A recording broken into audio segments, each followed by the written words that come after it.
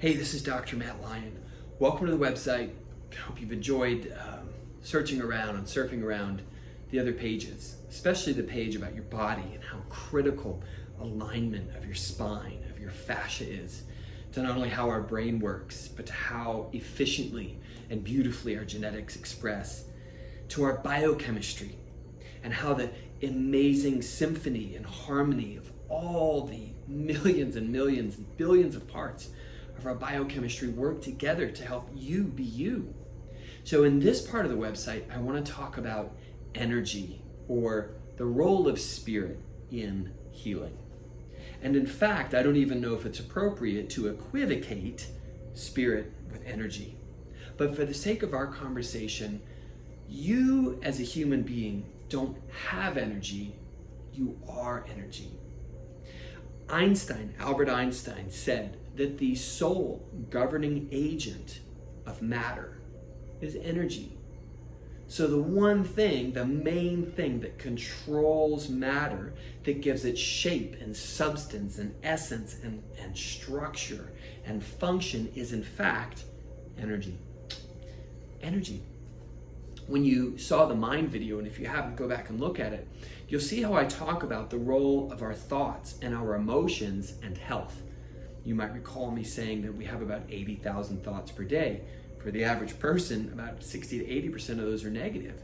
95% of those 80,000 thoughts are the same as yesterday. So we can begin to see that thought and emotion, repeated, redundant over time, have a massive impact on the human body. Energy is the same way.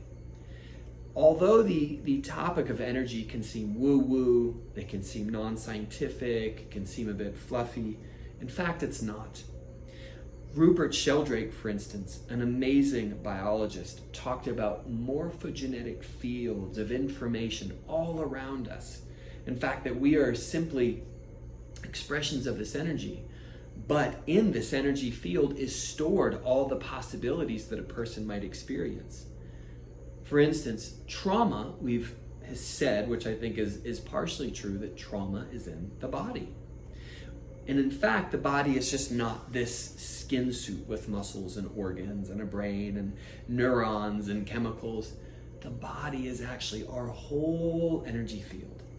And so oftentimes, for the sake of this conversation, trauma will live in the energy field and as an energy possibility that then signals the expression of genes in our body, how our body lays down new proteins and builds a new us. It's highly informed by the energy field. How many of us have had the experience where we thought of someone or we've been thinking of someone and they call? To me, that's the non-local phenomenon of mind, that we're all connected through this vast, interconnected, non-local energy matrix of intelligence. How many of you have had the experience where you sense someone maybe going through a hard time? You think about them a lot, and then you connect with them and find out that your suspicions or your gut instinct, your sixth sense was true. That's an example of energy. How many of you have ever loved deeply, loved another person deeply? You can feel their feelings. Maybe you're just a very empathic person. You can sense or pick up when someone walks into a room and you either go, oh, I'm so glad that person's here, right? That's energy. That's how our sensory system transduces or interprets energetic data in the field, and then we experience it in one or more of our five senses. But energy does not require the five senses, so energy is super important. And in healing, I think it's absolutely critical that whoever your healing practitioner is, whether it's an orthopedic surgeon or a naturopathic doctor or a explicit energy healer or a chiropractor and acupuncturist like me, is that they have an awareness of energy. I've been trained in energy healing techniques, it's hard to believe, but for nearly 27 years. In my practice in Charlotte, I think we were by and large as successful as we were with our 6 to 9 month waiting list and awesome results was because we really put a major emphasis on healing energy healing the energy field around the body and teaching people to tune into that and to refurbish it themselves, thus being the soul governing agent of matter, up-leveling and upgrading their internal system dramatically, and oftentimes at a much more rapid pace that would normally take when we were working with just traditional chiropractic or just traditional acupuncture or just traditional functional medicine. So energy is super important. Energy is super important.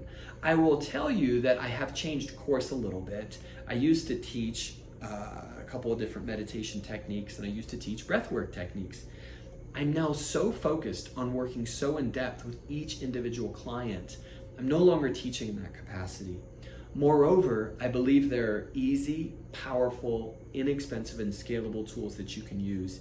So right now, I'm referring people who inquire to me about meditation to learn transcendental meditation. In fact, it's probably one of the oldest techniques on the planet. It's been passed down from teacher to student for 5,000 years, and I myself do it twice a day, every day. As far as breath techniques go, there are two schools that I love. One is Wim Hof. He's a great teacher from the Netherlands. Much of his content is dramatically reduced in price during the COVID crisis. He's also got a lot of free stuff on YouTube that you can learn with regard to breath work and some related disciplines such as cold therapy, ice baths, and other things. The other technique that I refer people to is the Art of Living. The Art of Living was founded by Sri Sri Ravi Shankar, a teacher and a pundit from India who's a really, really wonderful person and has taught a very easy to learn breath technique that I think is super powerful. They have an online course called The Art of Happiness. And in that you learn great tools for life that probably all of us should have learned from grade school on, and pointed, specific, and scalable breath techniques that have been around for thousands of years to help you up-level your energy, to heal your energy field. Meditation helps heal that energy field. So when I work with clients one-on-one, I employ different tools that I have mastered over the years to create and help facilitate coherence in the energy field. In terms of meditation and breath work, I now refer people to these tools. So that's energy. It is so amazing. It is so fascinating. I love it. And ultimately, the ultimate fruit of energy healing is a sense of ease, a sense of abundance, a sense of joy, a sense of okayness with wherever you're at in your life, a greater capacity to love other people, a deepened sense of true self-esteem, of real resilience, of being able to overcome the challenges that maybe have held you back. A sense of creativity in your body. You know, Deepak Chopra said that real health is nothing more than biological creativity. And in fact, that creativity of our immune system, of our nervous system, of our cardiovascular system, of our hepatobiliary system, of our digestive system, it requires this energy to run. That is innate intelligence. That's prana, as the yogic texts called it. That's chi that the various Chinese medical texts have taught us over the years. Whatever name we call it, it's this amazing organizing intelligence that drives us. And when that field within and all around us is coherent, through our intention and attention, everything in life gets better. Will it get perfect? No, it won't. I'm certainly not perfect. But these tools can help open up your heart and open up your healing and open up your ability to live your life fully with vigor and passion and alacrity, because we are energy. We don't have energy, we are energy. So I'm Dr. Matt Lyon. I hope that's helpful. I wish you all the best on your healing journey. Feel free to drop me a line, send me a message. I'd love to hear from you. Thank you.